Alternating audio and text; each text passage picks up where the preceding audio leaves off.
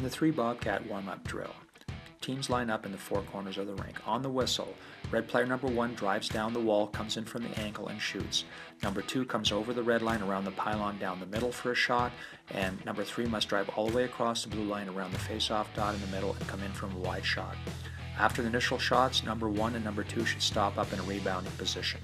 On the whistle, the next group going in the opposite direction.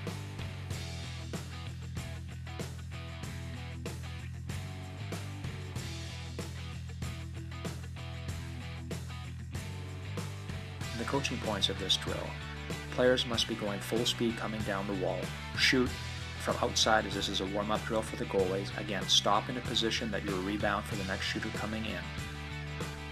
Upon the last shot, move off and change corners.